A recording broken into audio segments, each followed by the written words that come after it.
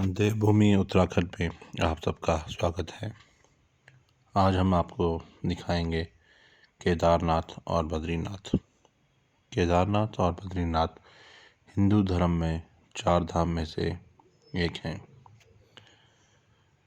केदारनाथ की ऊंचाई 3584 मीटर है।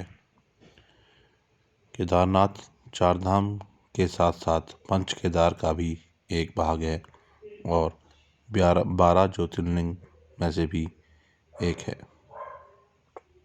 केदारनाथ और बद्रीनाथ की यात्रा मार्च या अप्रैल से शुरू होकर अक्टूबर या नवंबर में ख़त्म होती है। केदारनाथ के लिए मान्यता है कि पांडव जब महाभारत की लड़ाई से ऊब चुके थे तो वह अपने पाप का प्रायश्चित करने के लिए उन्होंने एक स्थान का चयन किया। वो स्थान था केदारनाथ।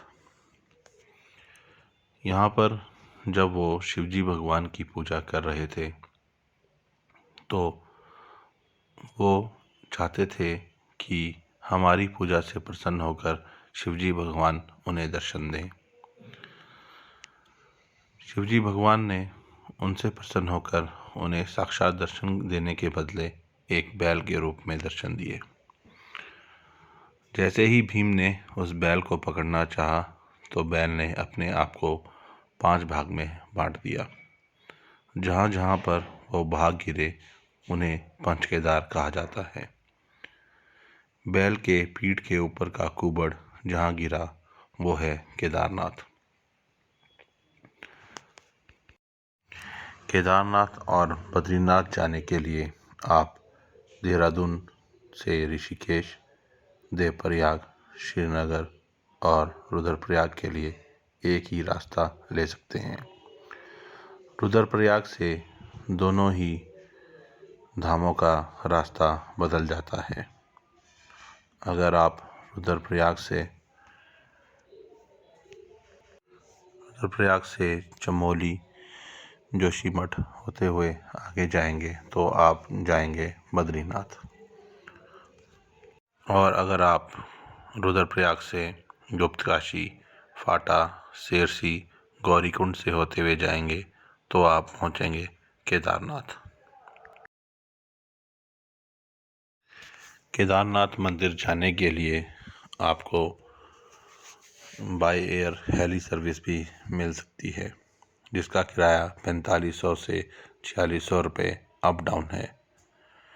जो यात्री पैदल जाना चाहते हैं वो गौरीकुंड से पैदल जा सकते हैं।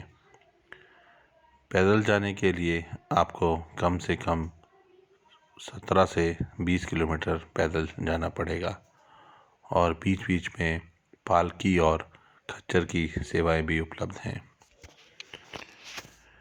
बद्रीनाथ से जुड़ी एक मान्यता है कि जो आए बद्री वो ना आए ओदरी। इसका मतलब है जो व्यक्ति बद्रीनाथ के दर्शन एक बार कर लेता है उसे दोबारा माता के गर्भ में प्रवेश नहीं करना पड़ता। बद्रीनाथ जाने के लिए आप डायरेक्ट बस या अपनी निजी गाड़ी से वहाँ तक जा सकते हैं। यहाँ पर पैदल चलने के लिए सिर्फ 300 से 400 मीटर ही चलना पड़ता है।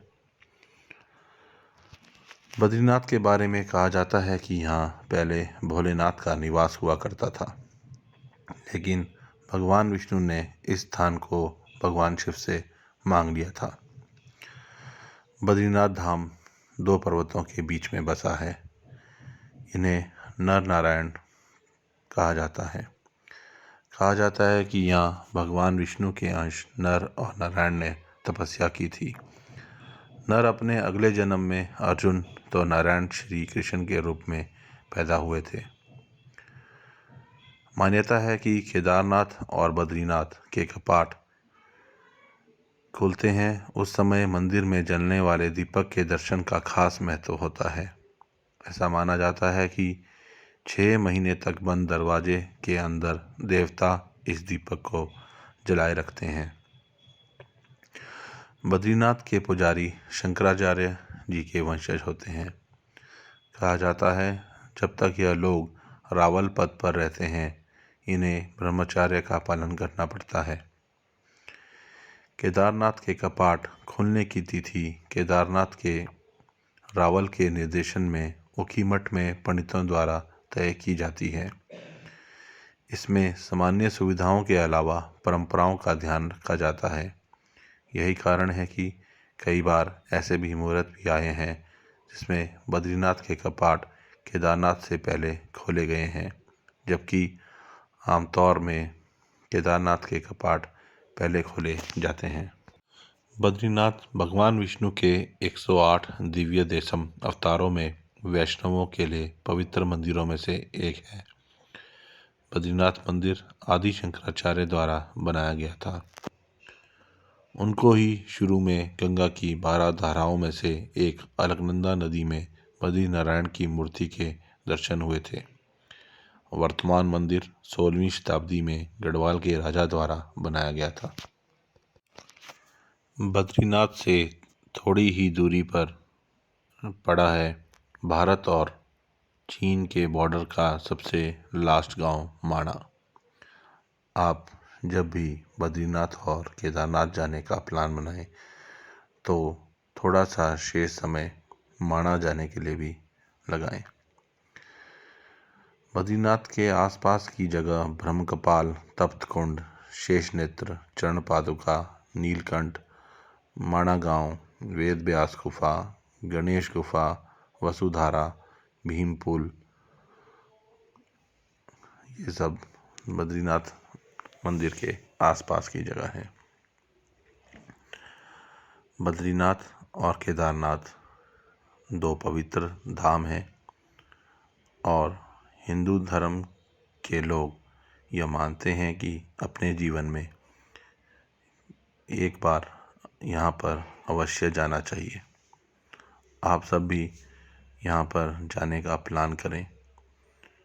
अप्रैल से लेके अक्टूबर लास्ट तक यह धाम खुले रहते हैं और आप लोग जब भी यहाँ जाएं तो अपने परिवार के साथ जाएं। आशा करते हैं आपको यह वीडियो अच्छी लगी होगी। कृपया करके मेरे इस चैनल को सब्सक्राइब करें और वीडियो को लाइक और शेयर करें। हम आपको ले चलेंगे अपनी अगली वीडियो में कोई नई जगह, कोई नया नाम, किसी नई कहानी के साथ। धन्यवाद। बोलो केदार बाबा की जय। बोलो बद्री विशाल की जय। धन्यवाद।